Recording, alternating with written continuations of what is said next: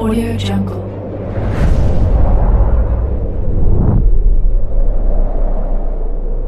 Yo, balik lagi bersama Mimin di Manhwa TV. Kali ini kita akan lanjutkan pembahasan dari cerita I am a super rich guy, so it's reasonable for me to be a scumbag.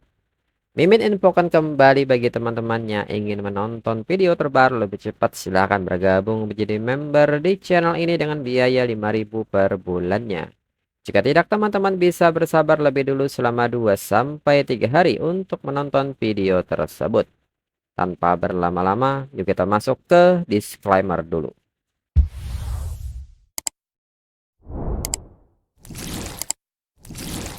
Disclaimer, silakan abaikan hal ini jika kalian sudah mengerti. Ini peringatan mengenai konten di channel ini. Video ini berisi alur cerita komik yang mempermudah bagi teman-teman untuk mengetahui isi ceritanya dan memahami alur ceritanya. Jika ada kesamaan tokoh, tempat, maupun isu yang sedang hangat, itu benar-benar tidak disengaja. Dan peringatan bagi teman-teman untuk tidak mencontoh atau meniru perkataan maupun perbuatan yang tidak baik yang ada di video ini. Karena cerita ini hanyalah fiktif belaka. Jika mengerti, yuk kita masuk ke ceritanya. Qin Fan pun kini seketika berbisik kepada Wang Zheng. Ini bukan yang sebelumnya. Dia mengganti orang lagi. Wang Zheng pun mengatakan bahwa ini yang kedua. Wang Zheng pun mengajak Qin Fan mengadakan kontes. Mereka akan lihat apakah akan ada lebih banyak lagi sebentar lagi. Jiang Cheng yang mendengar hal ini segera menanggapi kontes mereka dan mengatakan bahwa dirinya tidak menjawabnya. Itu akan merusak pertemuan saudara-saudara mereka. Mendengar hal ini, Jiang Xin menilai bahwa Jiang Cheng adalah jajingan sejati. Wang Zheng menilai bahwa Jiang Cheng bukan hanya seorang jajingan, tetapi juga ahli dalam manajemen waktu. Lalu kini Qin Fan tertawa dan mengatakan bahwa satu ronde di sini hari ini, dan Jiang Cheng masih harus bergegas ke 2 ronde lagi besok. Bisakah Jiang Cheng menangani kesibukan seperti itu? Qin Fan menanggapi ini dengan tawanya dan meminta Jiang Cheng untuk tidak bermain-main terlalu liar hanya karena Jiang Cheng masih muda dan memiliki punggung yang kuat. Jiang Cheng masih perlu menjaga diri, kalau tidak ketika Jiang Cheng mencapai usianya, maka Jiang Cheng akan tahu akibatnya. Wang Zheng pun bertanya apa yang terjadi ketika mereka mencapai usia Qin Fan. Wang Zheng pun meminta Qin Fan menceritakannya kepada mereka. Wawasan mendalam apa yang Qin Fan miliki. Qin Fan mengatakan bahwa seiring bertambahnya usia, penurunan performa akan sangat besar. Jiang Xin mengatakan tidak peduli seberapa tumpulnya ketajaman Qin Fan, dia masih bisa terus memeriksanya setiap hari dan setiap bulan. Dirinya hanya bisa melakukannya beberapa kali sebulan sekarang. Wang Zheng pun tertawa dan meminta Jiang Xin untuk tidak depresi. Nanti dirinya akan mengirimkan truk berisi pil penguat, maka jaga kesehatan Jiang Xin baik-baik selama setengah tahun dan Jiang Cheng bisa melakukannya. Lalu Qin Fan kini bertanya kepada Jiang Cheng. Jiang Cheng telah menghabiskan 100 juta untuk meniduri Lin Ru. Sekarang dia bahkan tidak bisa mendapatkan peran pendukung. Dirinya sangat penasaran bagaimana Lin Ru mengkhianati Jiang Cheng. Jiang Cheng seketika bertanya bagaimana rumor itu menyebar. Kapan dirinya pernah dikhianati Lin Ru? Dirinya bahkan belum pernah bertemu dengannya. Wang Zheng pun mengatakan bahwa Jiang Cheng benar-benar rela menghabiskan uang begitu banyak untuk menghancurkannya. Dirinya mengerti apakah Lin Ru menyinggung salah satu kakak ipar perempuan mereka. Jiang Cheng pun mengatakan bahwa itu tidak sepenuhnya benar. Qin Fan menyebut Jiang Cheng sangat romantis, benar-benar rela menghabiskan uang untuk wanita. Qin Fan bertanya kepada Xiameng apakah dia mendengarnya. Keberuntungan Xiameng telah tiba. Pikirkan baik-baik bagaimana Xiameng akan melayani dewa kekayaan sebentar lagi. Xiameng pun hanya diam dengan senyumnya. Lalu 20 menit kemudian Jiang Cheng pun bertanya mengapa Xiameng begitu gugup. Jiang Cheng pun segera mengajak Xiameng untuk membersihkan diri dulu. Siameng pun mengerti. Lalu saat di kamar mandi dalam pikiran Siameng, meskipun dirinya sudah menonton film dewasa, tapi bukankah ini terlalu megah?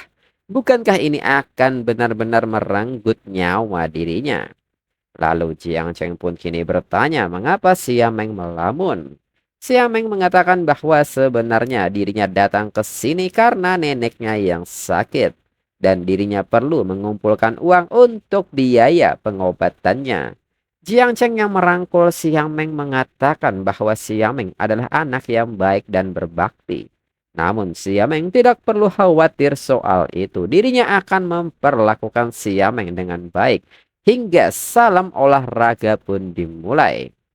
Lalu keesokan harinya, Siameng yang baru bangun pun bertanya apakah Jiang Cheng sudah pergi.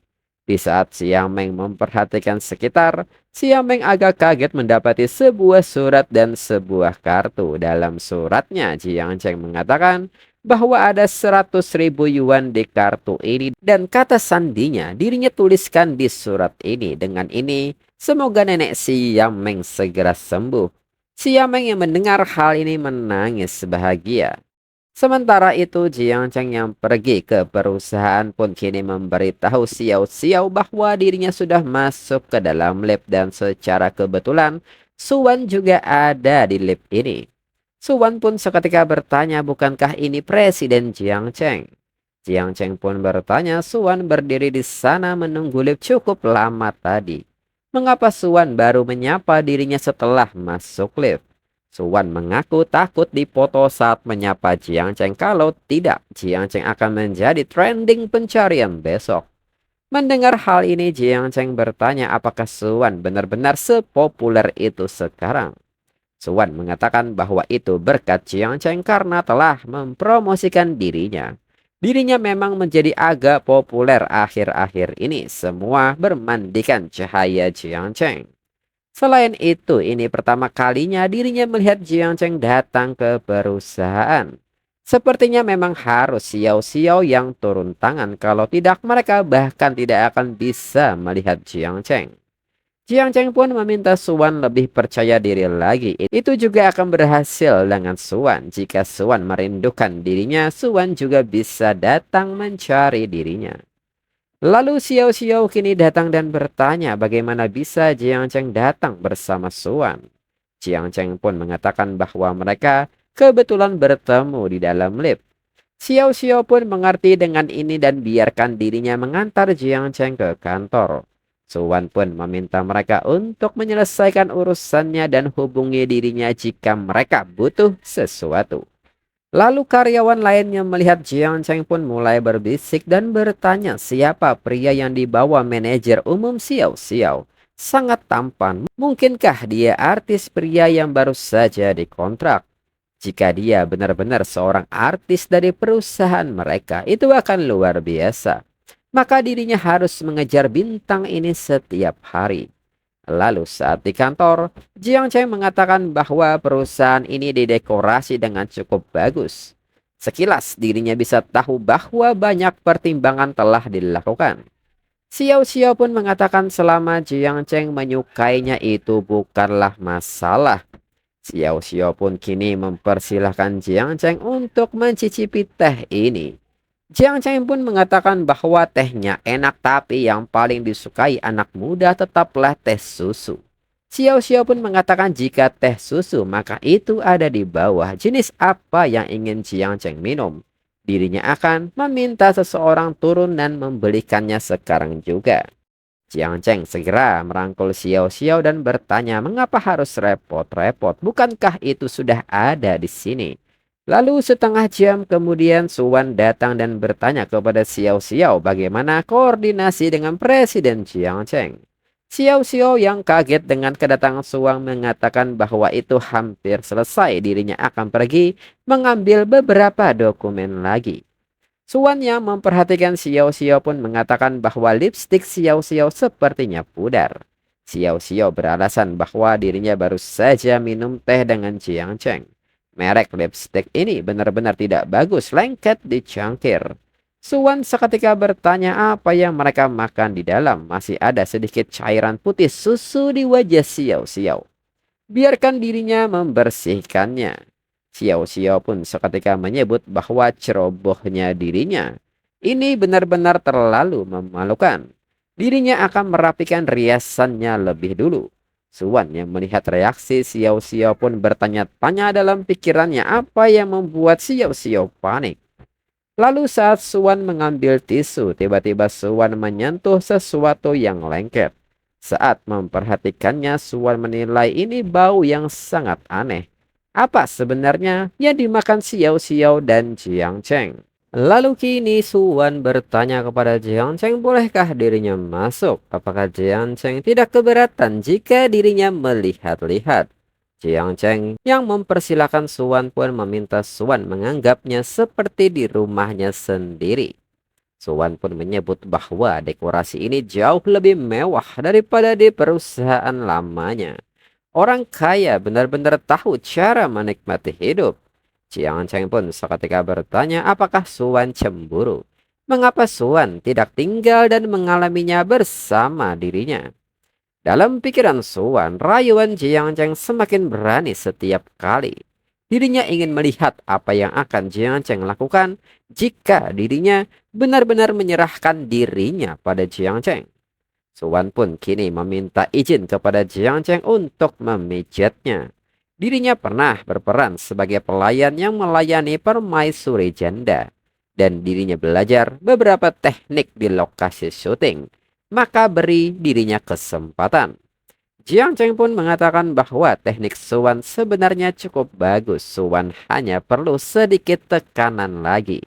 Suan pun mengerti dan bertanya bagaimana dengan ini. Jiang Cheng pun menyebut bahwa ini yang pas. Dalam pikiran Suan, bagaimana yang ini? Bisakah Jiang Cheng menanganinya lebih banyak lagi? Hingga Jiang Cheng kini tertidur. Suan pun kaget melihat hal ini. Suan bertanya apakah Jiang Cheng tertidur karena terlalu nyaman. Jiang Cheng benar-benar memperlakukan dirinya seperti terapis pijat. Lalu Xiao Xiao yang datang pun bertanya mengapa Jiang Cheng tertidur dan segera meminta Suan untuk membangunkan Jiang Cheng. Suan pun mengerti dan segera membangunkan Jiang Cheng karena Xiao Xiao telah kembali. Jiang Cheng yang bangun pun tidak menyangka akan benar-benar tertidur. Xiao Xiao mengatakan bahwa belum waktunya istirahat. Jiang Cheng jarang berkunjung ke kantor. Ada banyak hal yang perlu mereka diskusikan. Suan mengatakan bahwa dirinya akan membiarkan mereka mengurus urusannya. Dirinya tidak akan mengganggu mereka lagi. Dalam pikiran Suan, dirinya berharap bisa mengendus apakah ada sesuatu di antara mereka berdua. Tapi Xiao Xiao sangat profesional. Tiba-tiba dirinya merasa seperti bersikap picik. Lalu 2 jam kemudian Jiang Cheng mengatakan bahwa dirinya sudah melihat semua yang perlu dirinya lihat dan menandatangani semua yang perlu ditandatangani. Jiang Cheng pun kini bertanya apakah ada hal lainnya. Xiao Xiao yang memanggil Jiang Cheng dengan sebutan suami mengatakan bahwa Jiang Cheng bisa tertidur barusan.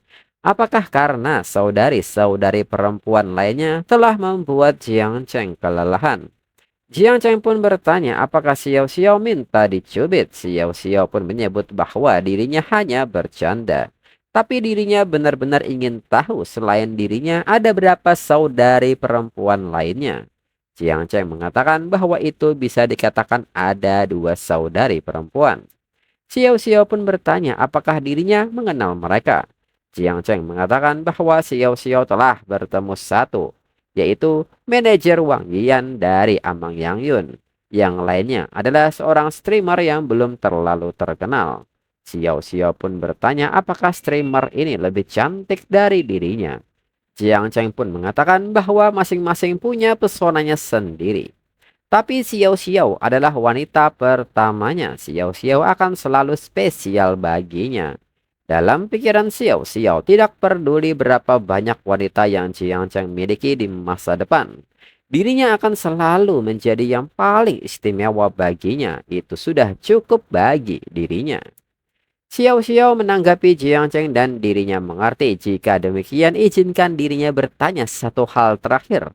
Bisakah Jiang Cheng menangani mereka bertiga? Jiang Cheng pun bertanya apakah Xiao Xiao menyarankan agar dirinya memberi Xiao Xiao demonstrasi stamina-nya lagi. Dalam pikiran Xiao Xiao, meskipun dirinya sangat butuh istirahat sekarang, memikirkan Jiang Cheng tidak berada di sisinya malam ini, dirinya akan merasa lebih baik jika dirinya menguras Jiang Cheng lebih dulu. Xiao Xiao pun menanggapi ini dan bertanya bagaimana beri dirinya satu ronde lagi. Lalu 4 jam kemudian Jiang Cheng menilai bahwa dirinya menghabiskan terlalu banyak energi di tempat Xiao Xiao, jadi dirinya agak lapar. Lalu Jiang Cheng pun bertanya kepada seorang pedagang, bisakah dirinya parkir di sini? Orang ini pun mengiyakan hal ini selama tidak ada yang memeriksa Jiang Cheng bisa parkir. Jiang Cheng pun mengerti dan segera memesan makanannya kepada orang ini. Orang ini mengatakan bahwa makanannya akan segera datang dan mempersilahkan Jiang Cheng untuk duduk. Sementara itu di tempat yang sama, pria tua pun bertanya kepada temannya apakah dia melihat itu. Pemuda itu hanya memesan ginjal dan tiram. Temannya pun mengatakan bahwa jika dilihat dari pakaiannya jelas dia tidak kekurangan uang. Hari sudah gelap dan setelah seharian dia seharusnya mengisi ulang energinya. Rekannya pun mengatakan bahwa ketika dirinya seusianya, dirinya bahkan tidak membutuhkan seteguk air apalagi semua suplemen ini. Temannya pun mengatakan bahwa rekannya hanya bertindak seperti pengantin pria sekali dalam beberapa dekade. Jadi tentu saja rekannya menjadi gila. Tapi pemuda ini adalah pengantin pria setiap hari. Bisakah rekannya membandingkannya? Lalu tak berselang lama penjual pun memberitahu Jiang Cheng kabar buruk bahwa mobilnya tertabrak. Ini salahnya. Seharusnya dirinya tidak membiarkan Jiang Cheng parkir di situ. Jiang Cheng pun meminta penjual untuk tidak panik, bukan penjual yang menabraknya. Jiang Cheng pun bertanya apakah ginjal dan opariumnya sudah siap. Penjual mengatakan bahwa makanannya sudah siap dan meminta Jiang Cheng untuk menunggunya sebentar. Pria tua yang mendengar hal ini pun berbisik bahwa Porsche 918-nya hancur dan yang pemuda perdulikan hanyalah ginjal panggangnya. Temannya pun mengatakan bahwa di matanya mobil itu nilainya kurang dari beberapa tusuk sate anak-anak.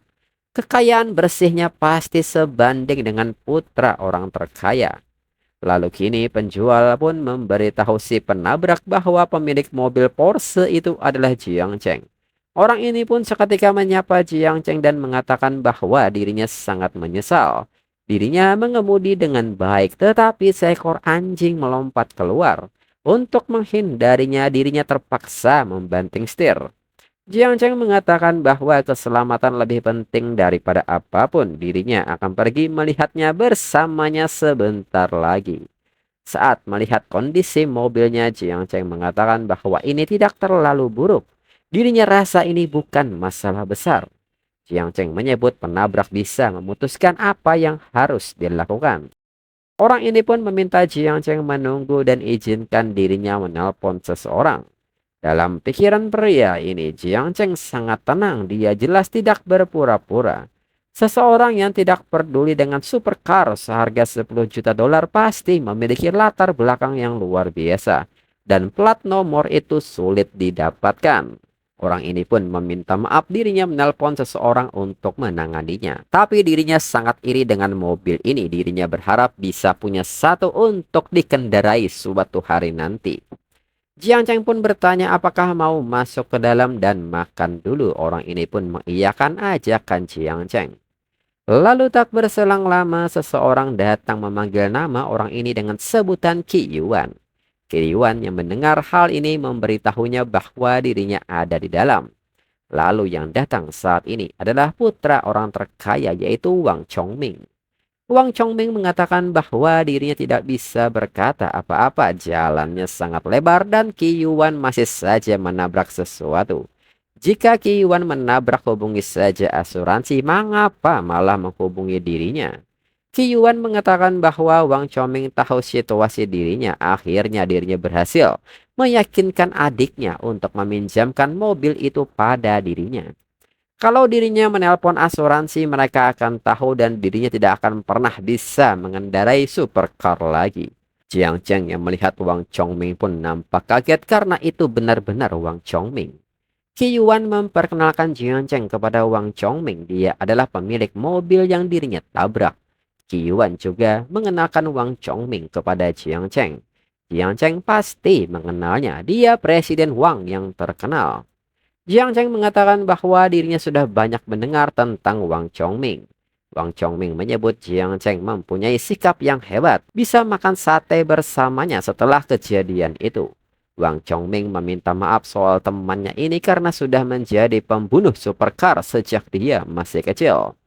Jiang Cheng mengatakan bahwa itu masalah kecil asalkan tidak ada yang terluka.